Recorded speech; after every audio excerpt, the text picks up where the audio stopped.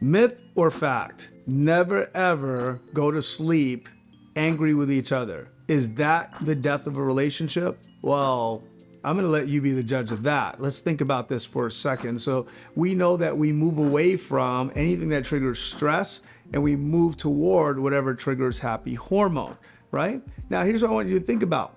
I want to talk to you about something that is insidious and dangerous, and it's called toxicity, okay?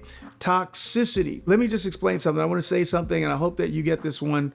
It is that toxicity in a relationship is a natural part of a relationship. What? Say what, Mario? Yeah, toxicity is a natural part of a relationship.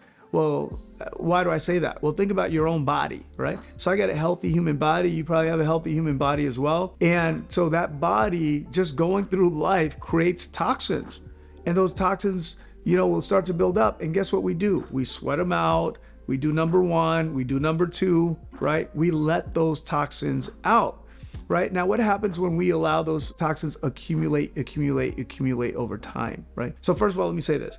The toxins themselves are not a problem as long as they get evacuated from the body, right? The accumulation of those toxins in the body without the evacuating, without releasing them, is what actually creates dis-ease. So our job is to take out the dis-ease that's created inside of that would be created from holding on to toxicity. Now, does that make sense what I'm saying? That dis-ease, guys, is also the stress. So when you have that toxicity build up in your relationship, you naturally push away from each other. Does that make sense? So the idea is to release that toxicity as quickly as you can. All right, now look, here's what happens. You tell me now, okay?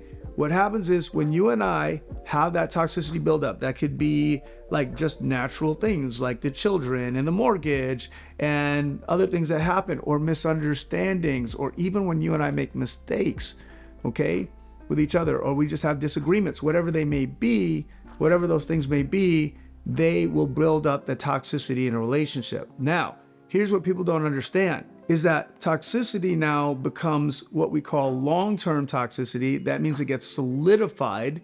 It makes it harder to leave the relationship when people make decisions, and we all make decisions about stuff. So when my wife is upset with me for whatever reason, my job is, wherever possible, to evacuate that toxicity as quickly as possible. I don't want her making a decision based upon her upset. She can make a decision, and yeah, maybe she'll come back on that decision, but it still leaves something. It leaves what we call emotional residue. So what I want her to do is, if something's wrong and something doesn't work, I want us to take it out of the relationship as quickly as possible. And so if we don't take that out of the relationship, she may finally say, let's say that we get in an argument. We get into an argument about something. She doesn't agree with me on this, and she has it like I didn't have her back, that I didn't support her inside of something that she wanted to do. Well, if I leave her for an entire night and she wakes up with that same residue, she may say, he'll never have my back. Now we got a problem. Because now she's going to now paint me and filter me out. She's going to view me through these eyes of, he'll never have my back, or he never has my back. Does that make sense? So the reason why it's a fact that you should absolutely never go to sleep upset is because when that person makes that decision, everything you do from that point forward literally becomes painted or colored by that decision that they made about you. So let's say that you guys get into an argument, and in that moment, you don't feel like listening. And so you don't, or you don't understand them. And then they say to themselves, after sitting with it for some time, you know what? They'll never get me. They don't understand me. And so what happens is, in every conversation, what's in the background now is, they don't understand me. They'll never get me.